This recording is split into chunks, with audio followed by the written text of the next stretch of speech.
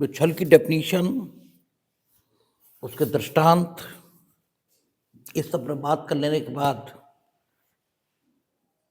छल में बताने को बहुत कुछ नहीं बचा, क्योंकि अब तो विभिन्न स्थितियां हैं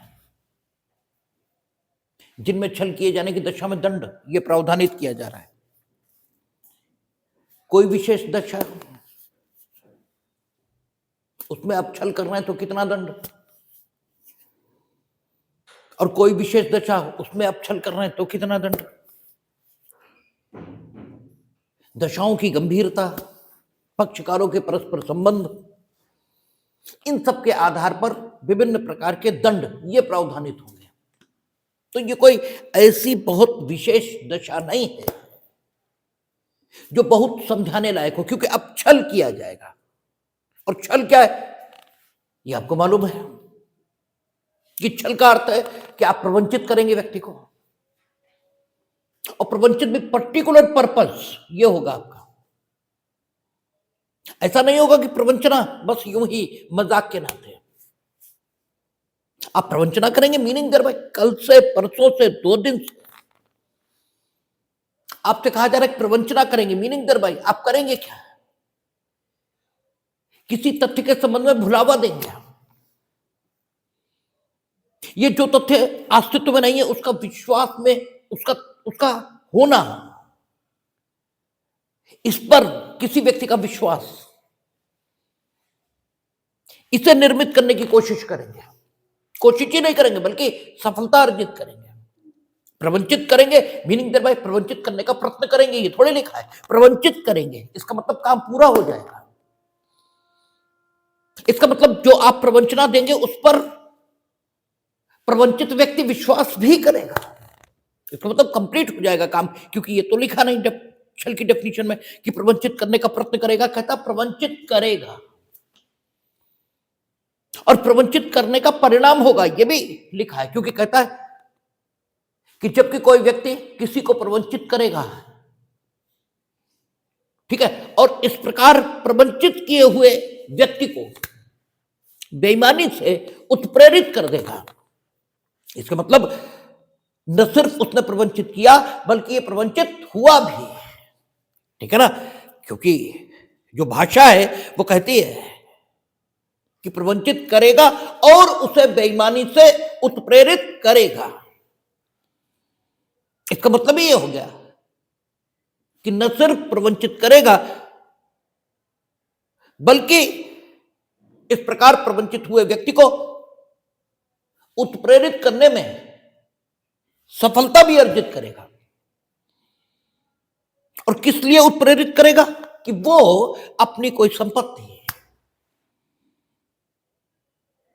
किसी को परिदत्त कर दे, या किसी के द्वारा संपत्ति के रखे रखने के प्रति अपनी सम्मति यह अभिव्यक्त कर दे। और प्रवंचना बेईमानीपूर्ण है या कपटपूर्ण है, या तो ये करेंगे और या फिर साशय प्रवंचित करेंगे, इस आशय से कि उससे कोई ऐसा कार्य या ऐसा लोप ये करवा लिया जाए जो कार्यालोप वो कभी नहीं करेगा। अगर इस प्रकार प्रवंचित न किया गया हो, अगर उसे तथ्यों की सही स्थिति जानकारी में हो, तो वो कार्य या कार्यलोप करने के लिए कभी तैयार नहीं होगा।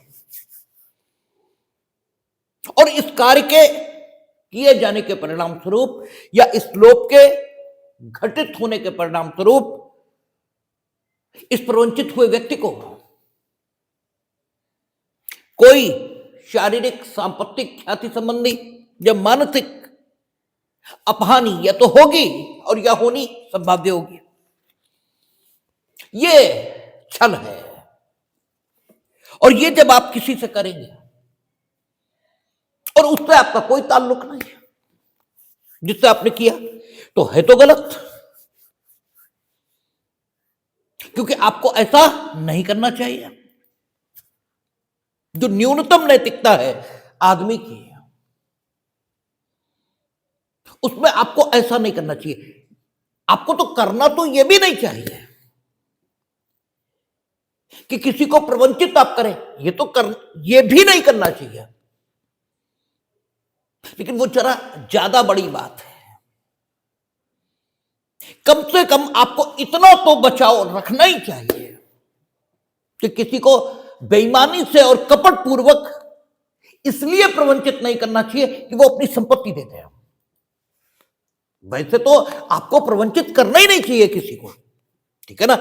सबसे बेहतर बात तो यह है कि आप किसी को प्रवंचित करें ही नहीं, सबसे बेहतर बात तो यह है।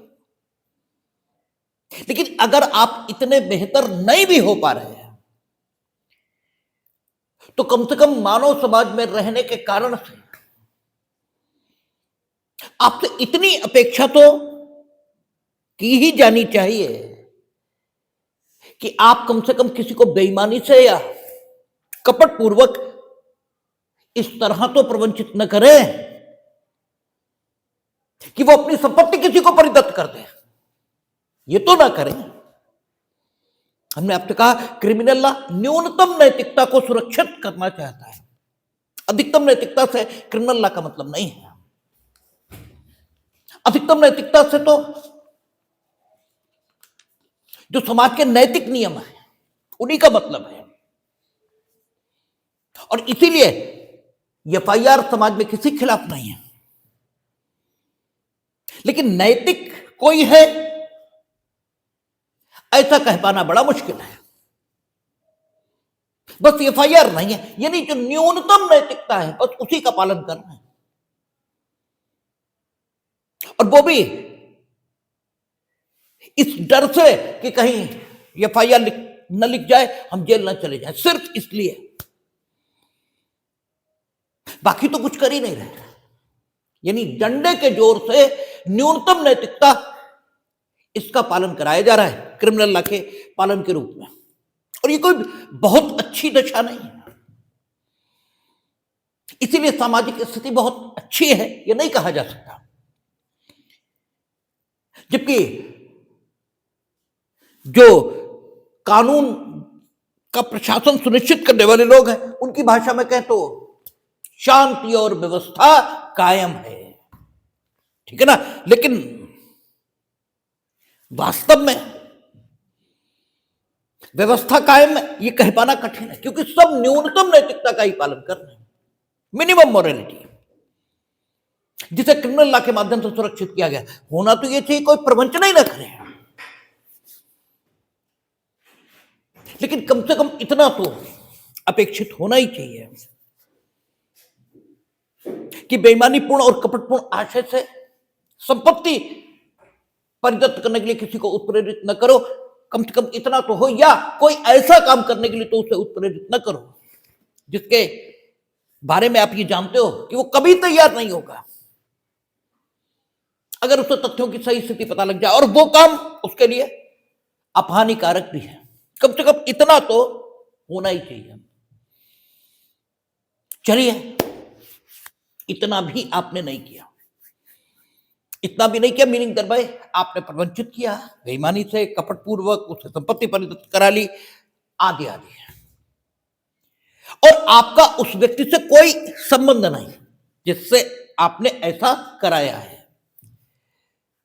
तो भी एक बार को बात समझ में आती है कि चलिए आपका उससे कोई ताल्लुक ही नहीं, इसलिए आपने ऐसा किया, तो मिनिमम दंड, ठीक है, इसे प्रावधानित किया गया कहां, 318 सबसेक्शन 2 में। यानी पक्षकारों में कोई ऐसा आत्मीय संबंध नहीं है कि उस संबंध के कारण ही, ठीक है, एक पक्षकार से दूसरे पक्षकार के प्रति कुछ विशेष प्रकार के बर्ताव की अपेक्षा की जाए, ऐसा नहीं है। जैसा इंडियन कॉन्ट्रैक्ट एक्ट में हम लोग पढ़ते हैं कि वैश्वासिक संबंध है, या जब कपट की परिभाषा पढ़ते हैं तो वहां जो दृष्टांत दे रखे हैं कि यदि पक्षकार परस्पर ऐसे संबंध से संबंधित हैं, ठीक है, कि एक का ये कर्तव्य माना जाए कानून में कि वो तथ्यों की सही स्थिति को प्रकट कर दे दूसरे के सामने, और वो ऐसा करने का लोभ कर लेता है, तो फिर कपट है ये मान लिया जाएगा, क्योंकि पक्षकारों के मध्य एक विशेष प्रकार का संबंध है। ठीक है, तो चलिए, पक्षकारों के मध्य कोई ऐसा संबंध यदि नहीं है जिस संबंध विशेष के कारण उस व्यक्ति से जो प्रवंचित कर रहा है यह अपेक्षा की जाए कि वो दूसरे व्यक्ति के प्रति इस प्रकार का काम न करे उस संबंध के कारण, और इस व्यक्ति ने उस व्यक्ति के प्रति वे सारे काम कर दिए या उनमें से कोई एक कर दिया जो छल की परिभाषा में वर्णित है, अर्थात उसने छल किया तो एक सामान्य घटना हुई है, कोई बहुत विशेष घटना नहीं हुई। ठीक है, इसलिए कानून कहता है कि जो कोई छल करेगा वो दोनों में से किसी बात के कारावास से जिसकी अवधि 3 वर्ष तक की हो सकेगी या जुर्माने से या दोनों से दंडित किया जाएगा, क्योंकि सामान्य सी स्थिति, कोई विशेष बात नहीं होना चाहिए था लेकिन हुआ। लेकिन पक्षकारों के मध्य होता ही रहता है, आदमी नीच है, करे क्या, अगर आदमी नीच न हो तो क्रिमिनल लॉ बने ही क्यों। लेकिन नीचों में भी फर्क करना पड़ेगा, फर्स्ट डिग्री नीच है, सेकंड डिग्री नीच है, थर्ड डिग्री नीच है। ठीक है, तो ये थर्ड डिग्री नीच है क्योंकि पक्षकारों में परस्पर कोई ताल्लुक ही नहीं, कोई संबंध ही नहीं, नीच तो है लेकिन थर्ड डिग्री। ठीक है, कम से कम अपनों को तो धोखा नहीं दे रहे, कम से कम जो जिन्हें ये अपना कहते हैं कोई संबंध तो पक्षकारों में नहीं है। तो चलिए, थर्ड डिग्री नीच है। अब 318 सबसेक्शन 3 देखें, यहां पक्षकारों के बीच विशेष संबंध है। कहते हैं जो कोई इस ज्ञान के साथ एक स्पेशल नॉलेज आ गई, ठीक है, दुराशय का एक विशेष प्रकार आ गया। ठीक है, एक दुराशय छल जब कर रहे हैं तब है, वो कौन सा है, बेईमानी पूर्वक या कपट पूर्वक उसे उत्प्रेरित करना, या इस ज्ञान के साथ कि कार्य अपहानिकारक, उसे तथ्यों की सही स्थिति बताए बिना उसे वो काम करने के लिए प्रवंचनापूर्ण उपायों से उत्प्रेरित करना है। एक तो वहां दुराशय, फिर दूसरा दुराशय क्या है कि आपको यह ज्ञान भी है कि जिससे हम प्रवंचना कर रहे हैं उससे हमारा विशेष संबंध भी है। ठीक है, आपको यह ज्ञान भी है, ये ज्ञान रखते हुए छल कर रहे हैं। ठीक है, यानी दुराशय 2 जगह है, एक जगह छल का कृत्य जब आप करेंगे तो दुराशय होगा, और एक जिसके प्रति कर रहे हैं उससे विशेष प्रकार के संबंधों से संबंधित होने का ज्ञान ये आपको है। तो 2 प्रकार के दुराशय आपके यहां पर दिखाई देने लगे। तो दोहरा दुराशय, और जब दोहरा दुराशय तो दंड में थोड़ी कठोरता आनी ही चाहिए। तो कहता है जो कोई इस ज्ञान के साथ छल करेगा यह संभाव्य है कि वह तदत द्वारा उस व्यक्ति को सदोष हानि पहुंचाए, उस व्यक्ति को सदोष हानि पहुंचाए जिसका हित उस संव्यवहार में जिससे वह छल संबंधित है संरक्षित रखने के लिए वह या तो विधि द्वारा या वैध संविदा द्वारा आबद्ध था। यानी एक विशेष प्रकार का संबंध है पक्षकारों के मध्य, जो प्रवंचित कर रहा है यानी जो छल कर रहा है और जिसके साथ छल हो रहा है, इन दोनों के बीच एक विशेष प्रकार का संबंध है। अभिकर्ता है, एजेंट है, मालिक के लिए संविदा कर रहा है। ठीक है, और मालिक को अपनी संपत्ति का परिधान करने के लिए प्रवंचनापूर्ण उपायों से उत्प्रेरित कर रहा है, और ऐसा उत्प्रेरण देने के पीछे उसका आशय कैसा है, बेईमानीपूर्ण और कपटपूर्ण। हमने एजेंट अपॉइंट किया आपको कि भाई आप गाड़ियों के अच्छे जानकार हैं, मेरे लिए एक गाड़ी खरीद दीजिए। आपने क्या किया, मोटरसाइकिल के या गाड़ी के विक्रेता से कमीशन तय कर लिया, और जो गाड़ी की एक्चुअल कीमत है उससे अधिक कीमत देने के लिए हमें तैयार कर लिया प्रवंचनापूर्ण उपायों से, क्योंकि हम आप पर विश्वास करते हैं। और आप ये सारा छल ही कर रहे हैं आप, क्योंकि प्रवंचनापूर्ण उपायों से हमें तैयार कर रहे हैं। आपका आशय बेईमानीपूर्ण और कपटपूर्ण है, क्योंकि आप अपने लिए कमीशन सुरक्षित करना चाहते हैं और आप अपनी सलाह देकर हमसे मेरी संपत्ति का परिदान गाड़ी के मालिक के पक्ष में करा लेना चाहते हैं। और छल का दूसरा भाग यह भी आकृष्ट हो जाएगा, अगर हमें तथ्यों की सही स्थिति की जानकारी हो जाए तो हम इस काम के लिए कभी तैयार नहीं होंगे और इस काम से हमें सांपत्तिक नुकसान, इसके होने की संभावना है। यह सांपत्तिक नुकसान हमें होगा। संभावना इसलिए कह रहे हैं कि मानो वो गाड़ी हमने खरीदी और किसी बहुत पैसे वाले को वही गाड़ी, वही पीस किसी विशेष कारण से बहुत पसंद आ गया, ठीक है, उसका नंबर 786 है और 786 मुस्लिमों में बड़ा पवित्र नंबर समझा जाता है। किसी करोड़पति मुसलमान ने वो गाड़ी देखी और हमसे वो 10 गुना पैसे में खरीद ली, तो हमें तो लाभ हुआ, ठीक है। तो आपके प्रवंचना से, क्योंकि आप जो करेंगे हो ही जाएगा, इससे जरूरी थोड़ा ही है, लेकिन आप तब भी निर्दोष नहीं होते, आपने तब भी छल किया, क्योंकि हमें अपहानि होना संभाव्य थी, संभावित तो थी, बाई चांस ऐसा हुआ कि हमें लाभ हो गया, लेकिन आपका काम तो आपके हिसाब से देखा जाएगा, क्या हुआ इस हिसाब से नहीं देखा जाएगा। अपराध आपने किया है, क्योंकि जो आपने किया उससे हमें अपहानि होना संभावित थी, और जिस संव्यवहार के लिए हमने आपको एजेंट नियुक्त किया था, उस संव्यवहार में आप मेरा हित सुरक्षित रखने के लिए वैध संविदा द्वारा आबद्ध थे, क्योंकि एक वैध संविदा एजेंसी की हमारे आपके बीच विद्यमान थी और वो वैध संविदा आपको इस बात के लिए आबद्ध करती थी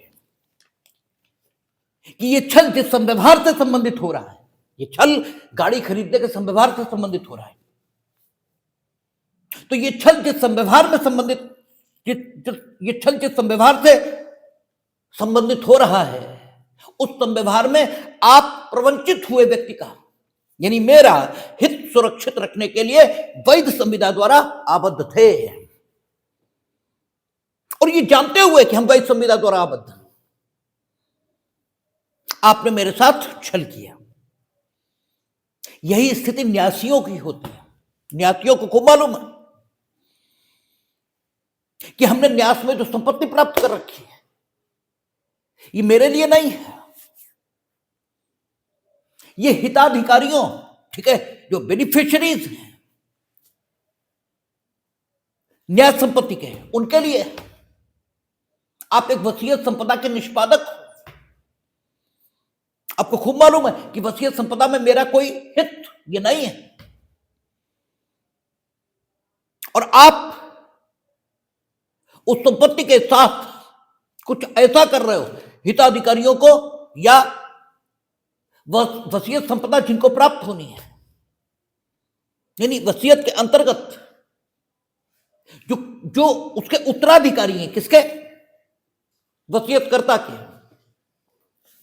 उन्हें आप प्रवंचित करके उस संपत्ति को बेईमानी से या कपटपूर्ण ढंग से किसी और को परिदत्त करने के लिए तैयार कर रहे हो, या इस बात के लिए तैयार कर रहे हो कि कोई अन्य संपत्ति रखे।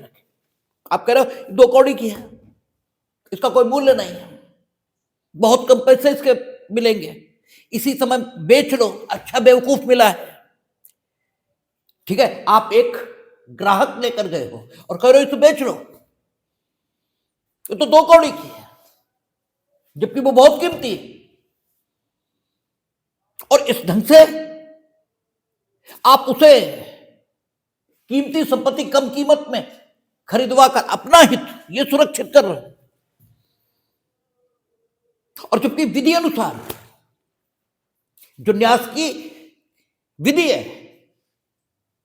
जो वसीयत को शासित करने वाला इंडियन सक्सेशन एक्ट है, उसके प्रावधानों के मुताबिक आप ये जानते हैं कि ये छल जिस संव्यवहार से संबंधित हो रहा है, उस संव्यवहार में हम उसी व्यक्ति का हित सुरक्षित रखने के लिए कानून के द्वारा आबद्ध हैं, जिसके साथ हम छल कर रहे हैं। तो ये एक स्पेशल स्थिति बनी है, it is a special situation. और जब ये विशेष दशा है तो आपको वर्धित दंड, बढ़ा हुआ दंड, वर्धित नहीं शब्द प्रयोग करना चाहिए, क्योंकि बीएनएस में, आईपीसी में वर्धित दंड की अलग ढंग की डेफिनेशन दी गई है, इसलिए वर्धित दंड शब्द का प्रयोग नहीं करना चाहिए। लेकिन कुछ ज्यादा दंड ये आपको मिलना चाहिए, और वही उसने कहा। वह दोनों में से किसी बात के कारावास से जिसकी अवधि 5 वर्ष की हो सकेगी, क्योंकि विशेष दशा आ गई। ठीक है, अब सब सेक्शन 4, ठीक है, यहां आप संपत्ति परिदत्त करने के लिए व्यक्ति को उत्प्रेरित कर लो। सामान्य क्रम में पहले उसने संपत्ति शब्द लिख दिया, उसने कहा जो कोई इस ज्ञान के साथ छल करेगा कि यह संभव है कि वह तदत द्वारा उस व्यक्ति को सदोष हानि पहुंचाए, जो कोई छल करेगा और तदत द्वारा उस व्यक्ति को जिसे प्रवंचित किया गया है बेईमानी से उत्प्रेरित करेगा कि वह कोई संपत्ति किसी व्यक्ति को परिदत्त कर दे। ठीक है, अब आगे संपत्तियों के विशेष प्रकार ये उसने वर्णित किया। ठीक है, या किसी भी मूल्यवान प्रतिभूति को या किसी चीज को जो हस्ताक्षरित या मुद्रांकित और जो मूल्यवान प्रतिभूति में संपरिवर्तित किए जाने योग्य है, पूर्णतः या अंशतः रच दे, परिवर्तित कर दे या नष्ट कर दे, वह दोनों में से किसी बात के कारावास से जिसकी अवधि 7 वर्ष की हो सकेगी दंडित किया जाएगा, और जुर्माने से भी दंड नहीं होगा। कल हमने कहा था कि यहां जिस संपत्ति शब्द का उल्लेख किया गया है उसका कोई धनीय मूल्य हो, उसकी कोई पिक्यूनरी वैल्यू हो, ये जरूरी नहीं है। कल हमने कही थी ये बात, हमने कहा जो छल में संपत्ति शब्द आया है, इस संपत्ति का कोई धनीय मूल्य हो, ये कतई जरूरी नहीं है। और जो कतई जरूरी नहीं, वो अगर हो तो और अच्छा। ठीक है, जो अनावश्यक है, ठीक है, वो भी कर दिया गया तो और अच्छा है, खराब थोड़ी है। ठीक है, अगर आपने ऐसी संपत्ति परिदत्त करने के लिए किसी को बेईमानी से उत्प्रेरित किया जिसका धनीय मूल्य भी है, तब तो छल का अपराध हुआ ही है। लेकिन अगर आपने किसी को ऐसी संपत्ति परिदत्त करने के लिए उत्प्रेरित किया है जिसका कोई धनीय मूल्य नहीं है, जिसका कोई धनीय मूल्य नहीं, अर्थात आपके अलावा शेष समाज के जितने लोग हैं उनके दृष्टिकोण से वो संपत्ति है ही नहीं, आपके लिए वो संपत्ति है। हमने कल उदाहरण दिया था कि आपने फीस जमा नहीं की, कॉलेज लाइब्रेरी की किताबें आपके ऊपर ड्यू हैं और इसलिए आपका एग्जामिनेशन का प्रवेश पत्र रोक दिया गया। आपने प्रवंचना की है और बेईमानी से एक कपटपूर्वक दूसरे को उत्प्रेरित किया कि वो आपका एडमिट कार्ड दे दे। उस एडमिट कार्ड का कोई धनीय मूल्य नहीं है, ठीक है, और पूरे संसार के लिए वो 2 कौड़ी की चीज है, 2 कौड़ी की भी नहीं है, उसका कोई धनीय मूल्य ही नहीं है, लेकिन आपके लिए वो संपत्ति है। ठीक है, इसीलिए उसने कहा कि संपत्ति परिदत्त कर दे, और फिर आगे संपत्तियों के विशेष प्रकार वो वर्णित कर दिया। ठीक है, उसने कहा कोई संपत्ति किसी व्यक्ति को परिदत्त कर दे, और इस संपत्ति के शब्द का अर्थ हर उस प्रकार की संपत्ति के संबंध में लिया जाएगा जो क्या है, धनी दृष्टिकोण से मूल्यवान है, और उसका भी, ठीक है, या उसको भी इस संपत्ति शब्द के अंतर्गत माना जाएगा जो यद्यपि धनी दृष्टिकोण से मूल्यवान नहीं है, लेकिन जो प्रवंचना कर रहा है, ठीक है ना, उसके लिए वो किसी भी कारण से मूल्यवान हो गई है। ठीक है ना। जैसे प्रवेश पत्र है, ड्राइविंग लाइसेंस है, पासपोर्ट है, आर्म्स लाइसेंस है, विभिन्न प्रकार के लाइसेंस है। उन लाइसेंसों का कोई धनी मूल्य नहीं, पूरे संसार के लिए बेकार है, लेकिन जो प्रवंचना कर रहा है उसके लिए उनका धनी मूल्य है। और ऐसी संपत्ति जिसका धनी मूल्य है उसकी तो बात है ही है यहां। यानी यहां संपत्ति शब्द में दोनों शामिल है, और साथ ही साथ मूल्यवान प्रतिभूति। ठीक है, मूल्यवान प्रतिभूति सिर्फ और सिर्फ किसी अधिकार को पैदा करती है, किसी अधिकार को समाप्त करती है, किसी अधिकार के विस्तार पर प्रभाव डालती है, ठीक है ना, या किसी अधिकार की प्रकृति इसको परिवर्तित कर देती है। मूल्यवान प्रतिभूति इसी रूप में परिभाषित है। ठीक है, तो मूल्यवान प्रतिभूति सामान्य तौर पर संपत्ति की डेफिनेशन में नहीं आती है। जैसे बैनामा मूल्यवान प्रतिभूति है, ठीक है ना, लेकिन बैनामा आपके पास संपत्ति होने का प्रमाण है, प्रूफ है, ठीक है ना, वो स्वयं में संपत्ति नहीं है। ठीक है, वो स्वयं में संपत्ति थोड़ा ही है, वो तो संपत्ति का प्रमाण मात्र है, लेकिन उसका व्यवहारिक उपयोग संपत्ति के समान ही होता है।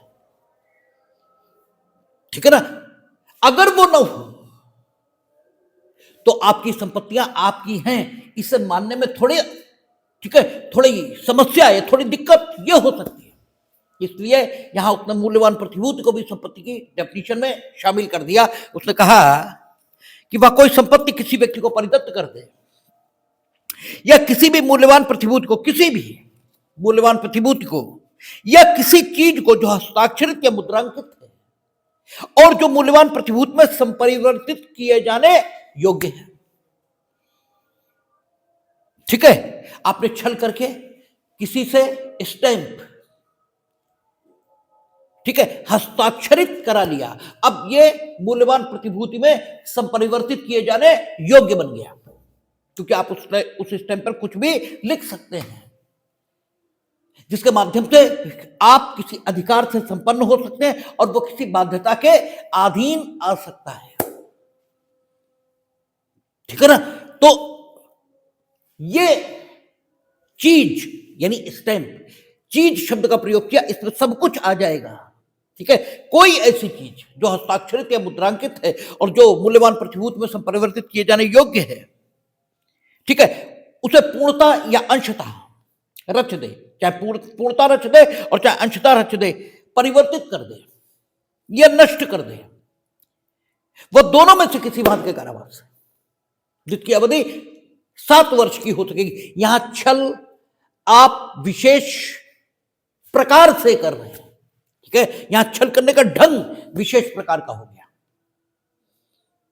और वो छल करने का ढंग व्यक्ति को संपत्ति से वंचित कर रहा है,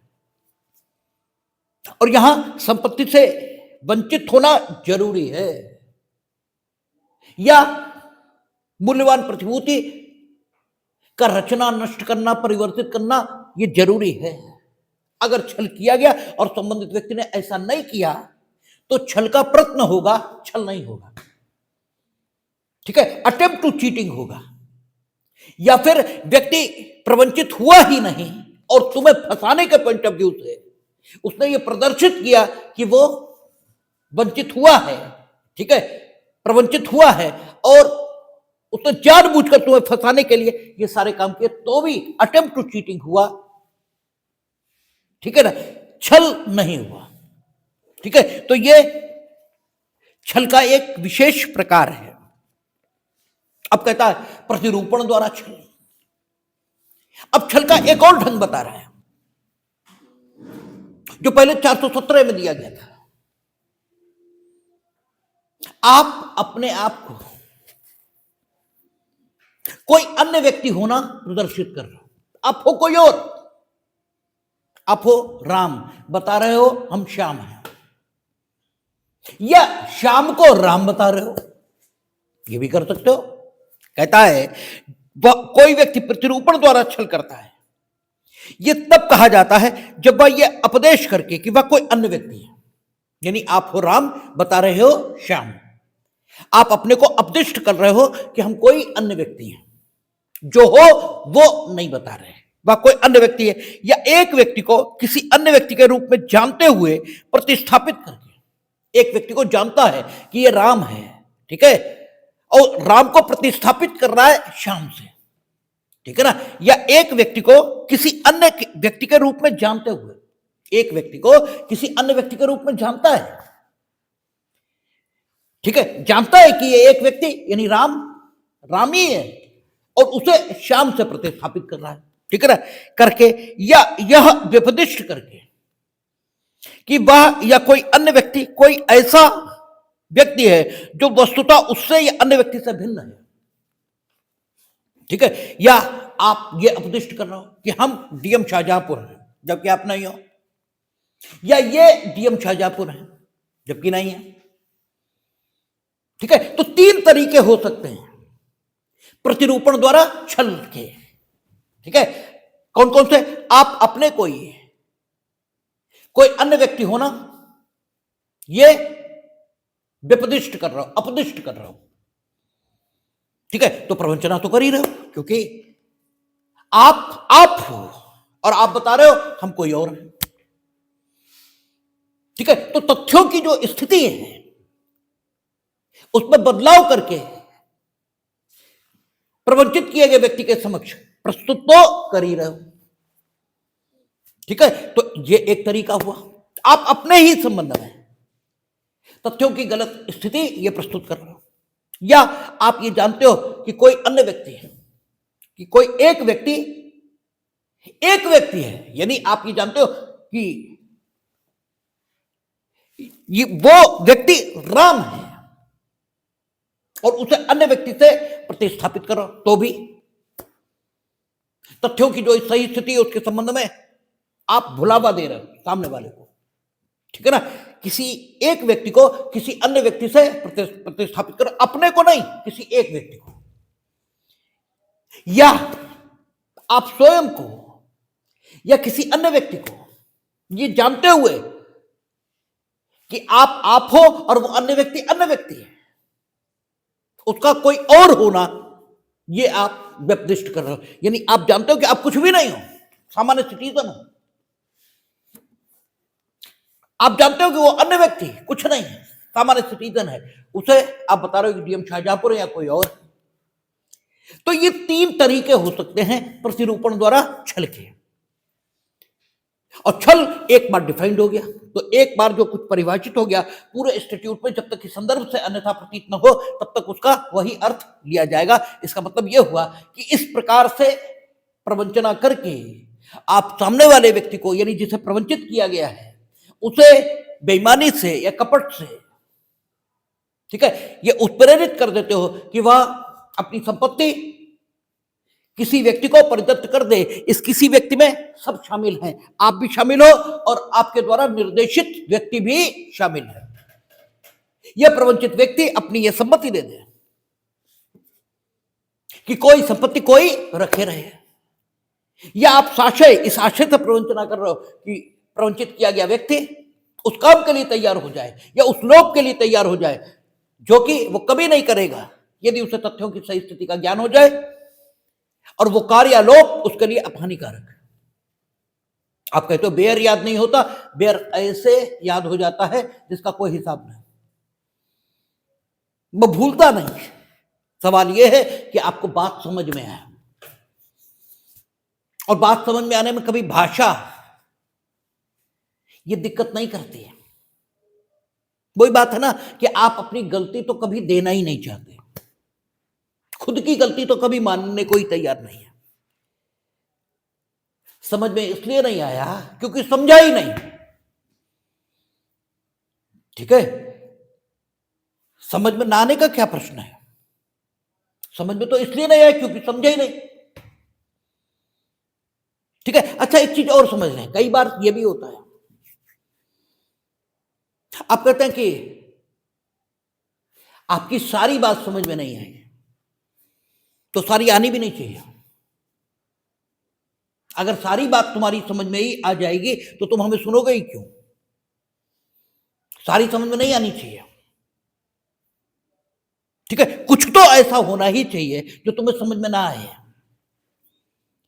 सब कुछ समझ में नहीं आना चाहिए, क्योंकि सब कुछ समझ में आते ही, ठीक है, आप तो हमारे बराबर हो गए। यानी आना वही है, यानी हमारे कहने का मतलब यह है कि जिस दिन आपको मेरी पूरी बात समझ में आने लगे उस दिन तो आप और हम में कोई अंतर ही नहीं बचा। इसलिए फिर आपकी शिक्षा समाप्त हो गई, कम से कम मेरे पास, ठीक है। कम से कम मेरे पास अब आपको बताने के लिए कुछ भी नहीं रहा, क्योंकि आपको मेरी पूरी बात समझ में आ गई है। अब आपको हमसे आगे किसी को ढूंढना चाहिए, ठीक है ना। और अगर आपको मेरी एक भी बात समझ में नहीं आई, ठीक है, तब भी यहां रहने का कोई अर्थ नहीं, ठीक है। तब भी आपको फिर कोई और ढूंढना चाहिए जो आपको समझा सके। हां, कुछ समझ में आया, कुछ नहीं आया, ये स्थिति ठीक है, ठीक है। कुछ समझ में आना चाहिए, कुछ नहीं आना चाहिए, और जो नहीं आता वो एक दिन आएगा जिस दिन आप समझने का प्रयास करेंगे, ठीक है ना। अगर आप समझने का प्रयास करेंगे तो डेफिनेटली आएगा, ना आने का कोई सवाल ही नहीं। नहीं आया इसका मतलब समझा ही नहीं। और कह ये दिया कि अंग्रेजी में नहीं बोला इसलिए नहीं आया। अंग्रेजी पिक्चरें समझ में आई आज तक? अंग्रेजी न्यूज समझ में आई आज तक? इसका मतलब तुम्हें अंग्रेजी कतई नहीं आती, झूठ बोलते हो। बात यह है कि भाषा नहीं, विचार समझ में नहीं आया है, विचार ही समझ में नहीं आया। और वो इसलिए समझ में नहीं आया क्योंकि समझा ही नहीं, और समझा इसलिए नहीं है, उसके पीछे की भी रीजनिंग है। समझा इसलिए नहीं क्योंकि कानून के बारे में आपकी मान्यता है इससे तो नंबर लाने हैं, और नंबर लाने के लिए ये जो बता रहे हैं इसे सुनना जरूरी नहीं है। नंबर लाने के लिए तो हाशिया खींचना है, हेडिंग्स डालनी है काली पीली नीली, और लिख देना है, बस नंबर मिल जाएगा। इसलिए समझा ही नहीं, इसलिए आपको ये लगा कि सारी बकवास है, इस सबको सुनने की कोई जरूरत नहीं, इसलिए समझ में नहीं आया। अन्यथा समझ में ना आने का क्या प्रश्न। हिंदी अंग्रेजी क्या होती है? हिंदी अंग्रेजी कुछ होती नहीं, और हिंदी से बेहतर भाषा, मातृभाषा, ज्यादा अच्छी भाषा और हो कौन सी सकती है समझने के लिए। तो आप अगर समझेंगे तो फिर बेयर ऐसे याद होता है जिसका कोई हिसाब ही नहीं, क्योंकि बेयर से ज्यादा अच्छी भाषा हो क्या सकती है। तो आप देखेंगे तो कहता प्रतिरूपण द्वारा छल तीन ही तरीके से हो सकता है, तीनों तरीके उसने वर्णित किए हैं, ठीक है। और उसने कहा कि आप छल करते हैं, यानी आपने छल में जो जिन कामों का किया जाना अपेक्षित है वे काम किए, और कैसे? अन्य व्यक्ति होना, ठीक है, अपदिष्ट करके, चाहे स्वयं को अन्य व्यक्ति बताया, चाहे अन्य व्यक्ति को कोई और व्यक्ति बताया, ठीक है, कुछ भी किया लेकिन प्रतिरूपण किया, प्रतिरूपण किया। तो इसके लिए अलग से दंड प्रावधानित किया गया। वो कहता है,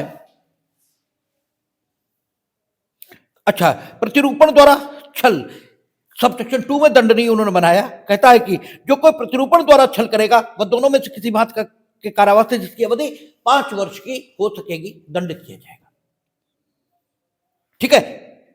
कहता है स्पष्टीकरण में कि यह अपराध हो जाता है चाहे वह व्यक्ति जिसका प्रतिरूपण किया गया है वास्तविक व्यक्ति हो या काल्पनिक।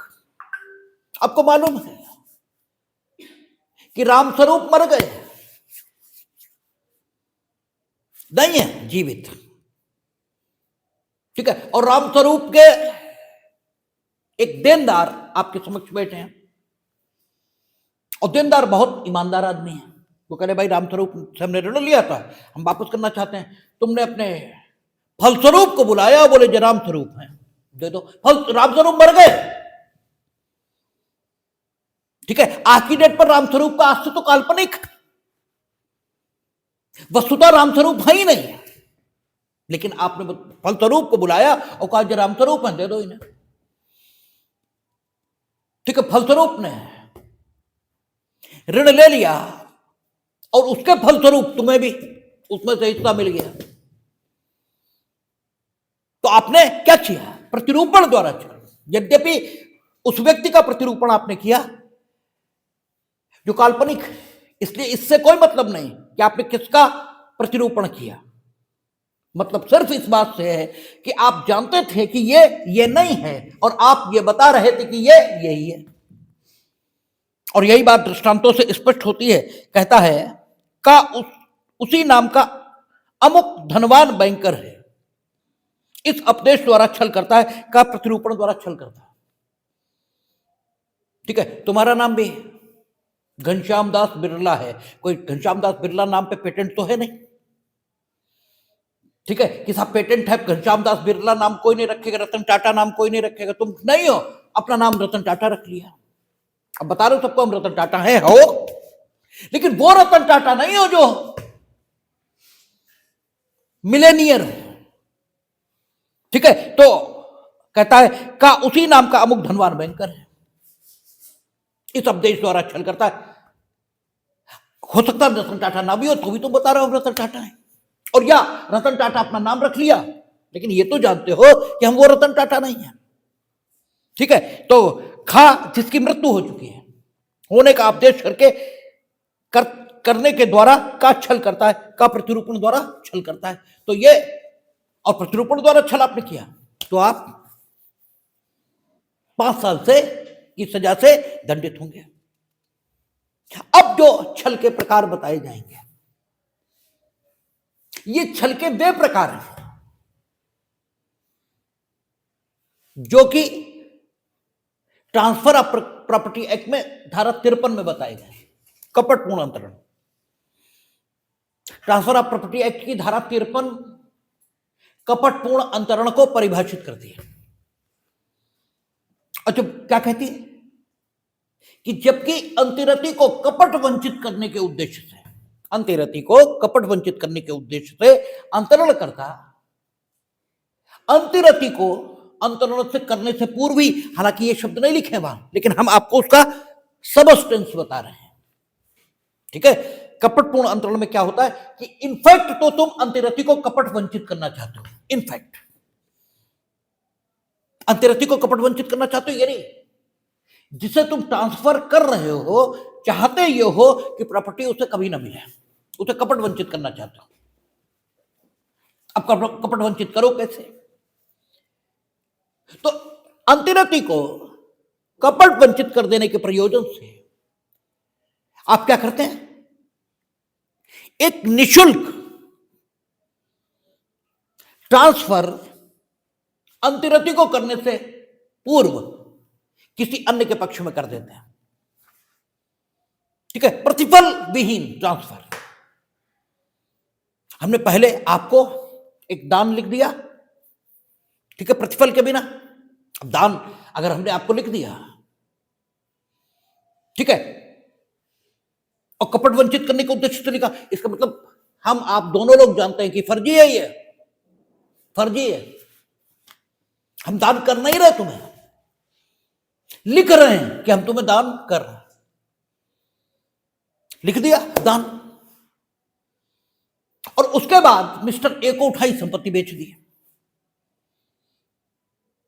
ठीक है, अब मिस्टर ए जैसे ही उस संपत्ति को प्राप्त करने का प्रयत्न करेंगे, वैसे ही आ जाएंगे कि हमें तो दान पहले ही कर चुके हैं, और दान होते ही सारी संपत्ति तो मेरे पास आ गई है, इनके पास बचा क्या था जो ये ट्रांसफर कर देंगे।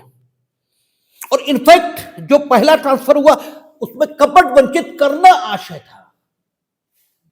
ठीक है ना, कपट वंचित करना आशय था, इसलिए हम लोगों के मध्य दान की संविदा हुई, ये कहा ही नहीं जा सकता। क्योंकि जब हम लोग संविदा अधिनियम पढ़ेंगे तो वहां आएगा जबकि पक्षकार एक भाव में, ठीक है ना, एक बात पर सहमत होते हैं तब वे सम्मत हुए, ये कहा जाता है।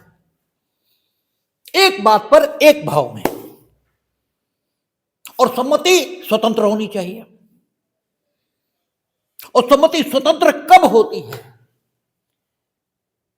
ये धारा 14 में बताता है कि जबकि वो धारा 15 में यह था परिभाषित, प्रपीड़न से, धारा 16 में यथा परिभाषित असम्यक असर से, धारा 17 में यथा परिभाषित कपट से, धारा 18 में यथा परिभाषित मिथ्या व्यपदेशन से,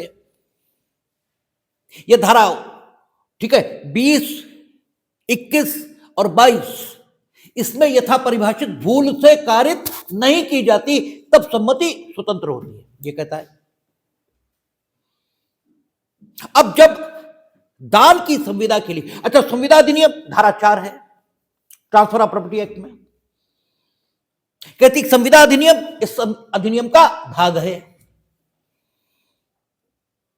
इसका मतलब यह हुआ कि हमारे आपके बीच जो दान की संविदा हुई थी, उसमें एक आशय पर, वो एक भाव पर, एक बात पर एक भाव में हम लोगों को सम्मत होना चाहिए था। यानी दान पर हम भी सम्मत होते, आप भी होते, और यह सम्मति हम दोनों की स्वतंत्र होती। वो तो था नहीं, आशय क्या था? दान करना नहीं, कपट वंचित करना, आशय तो यह था। इसलिए कानून की निगाह में दान तो हुआ ही नहीं, ठीक है, दान नहीं हुआ है, क्योंकि कपट वंचित कर देना आशय है अंतरति को, ठीक है, या लेनदारों को विफल करने के आशय से, यह भी है वहां धारा 53 के लेनदारों को विफल करने के आशय से, ठीक है। क्या किया आपने? संपत्ति का अंतरण किया, या तो लेनदारों को विफल करने के आशय से, या पश्चातवर्ती जो अंतरति है उसे कपट वंचित करने के आशय से। तो ये जो अंतरण है ये कपटपूर्ण कहलाएगा, ठीक है। और किसी भी लेनदार की प्रेरणा पर ये शून्य करनी है, ठीक है, होगा, और इसे शून्य घोषित कराया जा सकेगा। यानी आप वाला जो दान है इसे शून्य घोषित कराया जा सकेगा, ये कपटपूर्ण अंतरण है। तो वो तो वहां हुआ, लेकिन ये जो कारगुजारी आपने की है, ठीक है, इसके लिए ये तो ठीक है कि आपका शून्य कर दिया गया, और जब शून्य हो गया तो जो लेनदार हैं उन्हें उस संपत्ति का फायदा मिलेगा।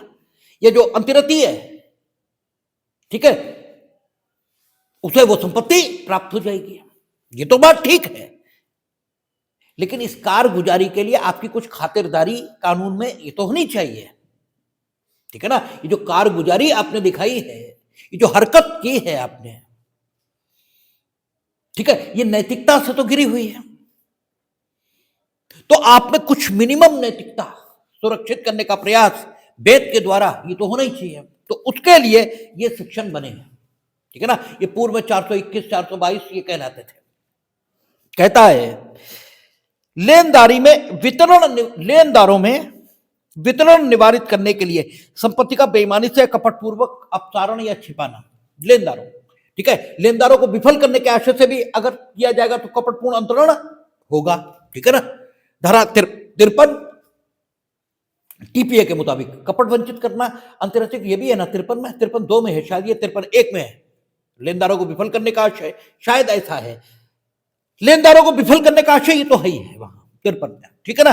तो आपका कहता है जो कोई किसी संपत्ति का अपने लेनदारों या किसी अन्य व्यक्ति के लेनदारों के बीच विधि के अनुसार वितरित किया जाना तदत द्वारा निवारित करने के आशय से या तदत द्वारा संभाव्यता निवारित करेगा, यह जानते हुए उस संपत्ति को बेईमानी से या कपट पूर्वक अपसारित करेगा, या छिपाएगा, या किसी व्यक्ति को परिदत्त करेगा, या पर्याप्त प्रतिफल के बिना किसी व्यक्ति को अंतरित करेगा, या कराएगा, वह दोनों में से किसी बात के कारावास से जिसकी अवधि 6 मास से कम की नहीं होगी, किंतु जो 2 वर्ष तक की हो सकेगी, दंडित किया जाएगा। इसमें मिनिमम सजा बढ़ा दी है, पहले मिनिमम सजा प्रावधानित नहीं थी, केवल 2 साल तक की सजा थी, अब इन्होंने कह दिया मिनिमम 6 मंथ दी जाएगी। क्या कर रहे हैं आप? लेनदारों को विफल करने के आशय से, ठीक है, या ये जानते हुए कि हम संभाव्यता लेनदारों को विफल कर देंगे, अर्थात आपकी कुछ संपत्ति है और आपकी कुछ देनदारी है कुछ लोगों के प्रति, यानी कुछ लोग हैं जो आपसे लेनदार की हैसियत में है, और आपकी संपत्ति कानून के मुताबिक उन लेनदारों के बीच वितरित की जा सकती है। यह बात आप जानते हैं। और लेनदारों को विफल करने के लिए आप अपनी संपत्ति का अपसारण कर रहे हैं, यानी छिपा रहे हैं या बयान कर रहे हैं। और कैसे? बिना प्रतिफल के या अपर्याप्त प्रतिफल के बिना, क्योंकि उद्देश्य ही यही है कि दूसरों को विफल करते हैं। ठीक है? या कोई अन्य व्यक्ति है जिसकी संपत्ति इस प्रकार लेनदारों को विफल करने के आशय से आप छिपा रहे हैं, वैनित कर रहे हैं, ठीक है, प्रतिफल के बिना या बिना पर्याप्त प्रतिफल के, तो फिर वो संपत्ति का ये जो अंतरण है वो धारा 53 के अनुसार शून्य करनी होने के कारण शून्य तो करा ही लिया जाएगा, ठीक है ना। लेकिन आपका यह कृत्य धारा 421 के अंतर्गत या धारा 320 के अंतर्गत आपको दंड के योग्य भी बना देगा और आपको दंडित भी किया जाएगा। ठीक है? कहता है ऋण को लेनदारों के लिए उपलब्ध होने से बेईमानी से या कपटपूर्वक निवारित करना। जो कोई किसी ऋण का या मांग का, जैसे आपका पिछली धारा के लिए बता रहे, हमने आपसे कई बार कहा कि दिवालिया वो नहीं है जिसके पास कोई संपत्ति नहीं है। दिवालिया अरबपति हो सकता है। दिवालिया की यह डेफिनेशन नहीं कि उसके पास कुछ भी नहीं है, हालांकि आम लोग ऐसे ही मानते हैं। और जो आम लोगों की मान्यता है वो भी गलत नहीं है। अगर तत्वता देखें तो वाकई दिवालिया के पास कुछ भी नहीं है, क्योंकि दिवालिया के पास अगर 1 अरब रुपए हैं तो उसकी लेनदारी, यानी उसे लेनदारी कह रहे हैं, उसकी जो देनदारी है वो 1.5 अरब रुपए की है। तो अगर इन टोटल देखें तो उसके पास कुछ भी नहीं है, क्योंकि 1 अरब की संपत्ति है और 1.5 अरब की देनदारी है। ठीक है? तो तत्वतः देखें तो उसके पास कुछ भी नहीं है। लेकिन आम समाज इस रूप में उसके पास कुछ भी नहीं है ये नहीं कहता। वो इसी रूप में दिवालिया के पास कुछ नहीं होता ये कहता है कि मानो दिवालिया के पास 1 रुपए भी हो तो उसे दिवालिया नहीं कहा जा सकता, इस भाव में कहता है। इसलिए बात ठीक है, लेकिन भाव आम व्यक्ति का गलत है। दिवालिया के पास करोड़ों रुपए, अरबों रुपए हो सकते हैं, लेकिन चूंकि देनदारी हमेशा उसकी लेनदारी या उसकी मौजूदा संपत्ति से ज्यादा होती है, इसलिए दिवालिया की सारी संपत्ति उसके लेनदारों के बीच आनुपातिक ढंग से बांटे जाने के लिए है, यह माना जाता है। और जब तुम अपने को दिवालिया घोषित कराने के लिए भारतीय दिवाला अधिनियम में सूट प्रस्तुत करोगे, दीवानीवाद प्रस्तुत करोगे,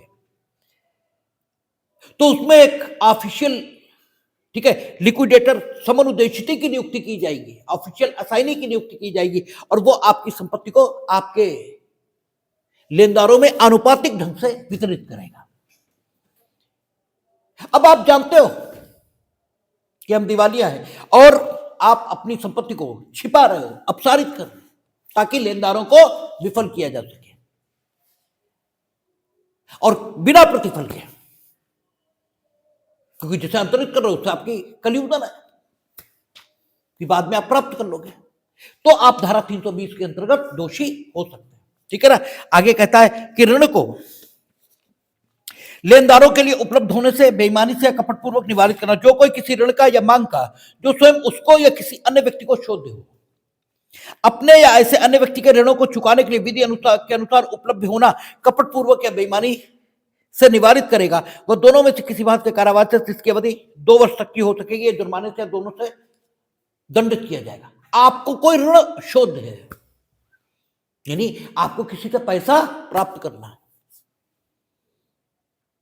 ठीक है, आपको कोई है जो पैसा देने के लिए बाध्य है, और आप सिर्फ इसीलिए पैसा नहीं ले रहे क्योंकि इस समय लिया तो लेनदार खड़े हैं, वो ले जाएंगे सारा का सारा, तो हमें मिले क्या? ठीक है, ले ही नहीं रहे इस समय। तो कहता है जो कोई किसी ऋण या किसी मांग का जो स्वयं उसको या किसी अन्य व्यक्ति को शोध दे, अपने या ऐसे अन्य व्यक्ति के ऋणों को चुकाने के लिए विधि के अनुसार उपलब्ध होना कपट पूर्वक या बेईमानी से निवारित करेगा। ठीक है, जानबूझकर निवारित कर लो, निवारण करने के लिए उपाय कोई भी आप इस्तेमाल कर रहे हो। हम बीमार हैं, टांग टूटी हुई, आ ही नहीं सकते, दस्तखत बनाने हैं तभी तो मिलेगा पैसा। हाथ पे प्लास्टर चढ़वा लिया कि जो है टूटा हुआ है, कैसे करें? ठीक है, कुछ भी हम एक तरीके आपको बता रहे हैं, बेईमानी पूर्वक या कपट पूर्वक किसी ऋण को या मांग को उपलब्ध होना आप बेईमानी से या कपट पूर्वक निवारित कर रहे हैं ताकि लेनदार कुछ न ले पाए, तो आप इस धारा के अंतर्गत दोषी होंगे। ये सिर्फ हम कोरम पूरा करने के लिए आपको धाराएं बताए दे रहे हैं, अन्यथा ये एग्जाम में कभी नहीं पूछी जाएंगी, कभी नहीं पूछी जाएंगी, ऐसी कोई मेरी गारंटी नहीं है। ठीक है, पूछ दी जाए तो आप कहो कि साहब आपने कहा तो कभी नहीं पूछी जाए, आज तक नहीं पूछी गई, आपकी किस्मत खराब हो तो पूछ दी जाए। ज्यादा से ज्यादा 415 छल की डेफिनेशन वगैरह तो पूछते हैं, उसके दृष्टांत भी पूछते हैं, बहुत हद प्रतिरूपण द्वारा छल कभी कभी पूछ लेते हैं, ये सब नहीं पूछते, लेकिन कॉन्सेप्शन क्लियर हो जाए तो इसमें बुराई क्या है? ठीक है, फिर कहता अंतरण के ऐसे विलेख का जिसमें प्रतिफल के संबंध में मिथ्या कथन अंतर्विष्ट है, बेईमानी से कपट पूर्वक निष्पादन। ठीक है, जो कोई बेईमानी से कपट पूर्वक किसी ऐसे विलेख या लिखत को हस्ताक्षरित करेगा, निष्पादित करेगा या उसका पक्षकार बनेगा जिससे किसी संपत्ति का या उसमें के किसी हित का अंतरित किया जाना या किसी भार के अधीन किया जाना तात्पर्यित है। आप किसी विलेख के पक्षकार बन रहे हैं या उसे निष्पादित कर रहे हैं, ठीक है, किसी विलेख के, किसी डीड के, ठीक है, किसी भी डीड के आप पक्षकार बनना है या उसे निष्पादित करना है। ठीक है, और उस विलेख के माध्यम से किसी संपत्ति को या तो ट्रांसफर किया जाना तात्पर्यित है, यानी वो विलेख इसलिए लिखा गया कि कोई संपत्ति ट्रांसफर की जाए या किसी संपत्ति को किसी भार के अधीन कर दिया जाए। ठीक है, भार क्या होगा, विलंगम क्या होता है, ये सारी बातें TPA transfer of property act जब बताएंगे, ठीक है, तब बात करेंगे, क्योंकि जनरल प्रिंसिपल ऑफ टीपीए छूटे हुए हैं, स्पेसिफिक ट्रांसफर तो बताए जा चुके हैं। ठीक है, तो general principle of the TPA पर जब बात करेंगे तो बात करेंगे। उस विलेख की रचना इसलिए हुई कि किसी संपत्ति को अंतरित किया जाए या भार के अधीन किया जाए, और आप उसके निष्पादक हैं या पक्षकार बने, और उसमें क्या है, अंतरित किया जाना या किसी भार के अधीन किया जाना तात्पर्यित है, और जिसमें ऐसे अंतरण या भार के प्रतिफल से संबंधित या उस व्यक्ति या उन व्यक्तियों से संबंधित जिसके या जिनके उपयोग या फायदे के लिए उसका प्रवर्तित होना वास्तव में आशयित है, कोई मिथ्या कथन अंतर्विष्ट है। ठीक है, आप एक विलेख के पक्षकार बने, उस विलेख का उपयोग वास्तव में जिनके खिलाफ होगा, वास्तव में जिन व्यक्तियों के खिलाफ होगा, उन व्यक्तियों के संबंध में, या तो उसमें कोई मिथ्या कथन अंतर्विष्ट है, उन व्यक्तियों के संबंध में जिनके खिलाफ वास्तव में उस विलेख का उपयोग होगा, उनके संबंध में कोई मिथ्या कथन उस विलेख में अंतर्विष्ट है, या फिर उस विलेख में जो प्रतिफल वर्णित है उस प्रतिफल के संबंध में कोई मिथ्या कथन अंतर्विष्ट है और इस ढंग से आपने छल किया है, तो आप इस धारा के अंतर्गत दंडित होंगे। 2 उदाहरण देता हूं, बात एकदम क्लियर हो जाएगी। कई लोगों ने अभी दावा किया था, कई लोगों ने तो नहीं, एक ने दावा किया था कि प्रियंका गांधी उसकी मां है। ठीक है, एक ने दावा किया था कि माधुरी दीक्षित हमारी पत्नी है। ठीक है, अब उसने एक मैरिज का सर्टिफिकेट तैयार कर लिया। ठीक है, प्रियंका गांधी मेरी मां है, इस ढंग के पेपर्स उसने तैयार किया।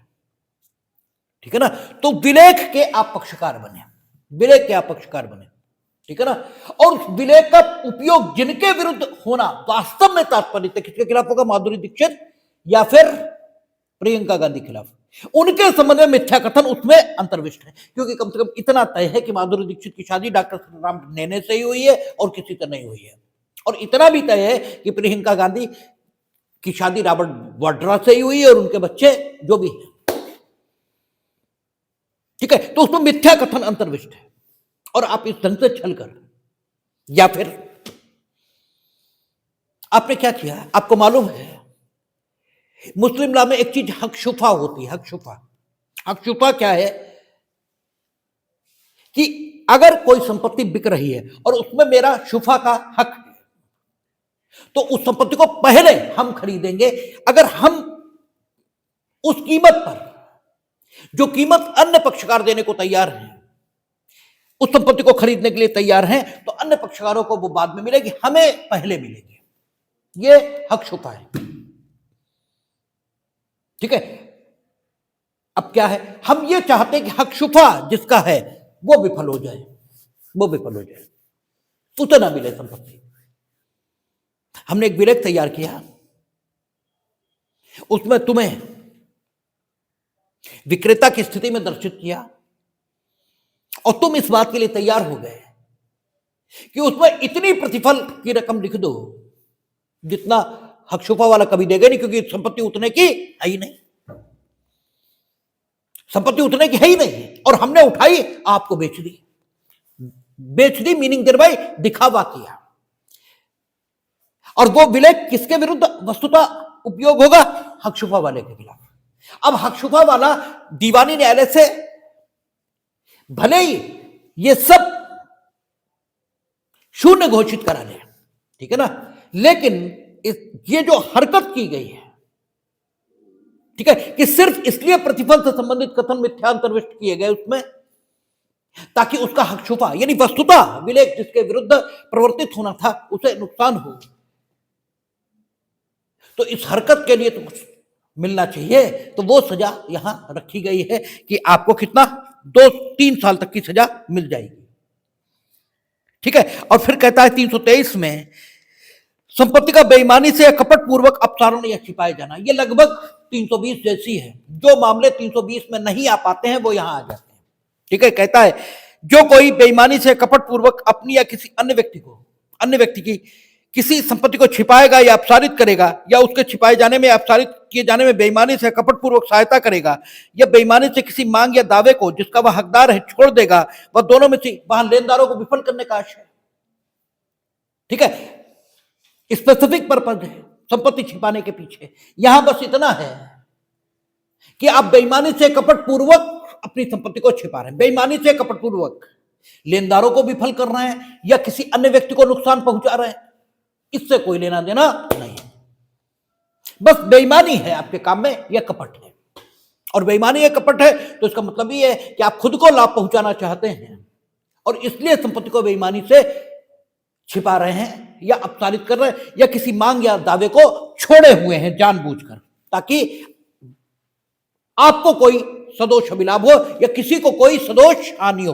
वो लेनदार है, देनदार है, इससे कोई लेना देना नहीं। तो ये छल और उसकी विभिन्न स्थितियां। अब बात मिस्चीफ पर होगी, रिश्ती पर होगी, वो कल देखेंगे, बात करेंगे।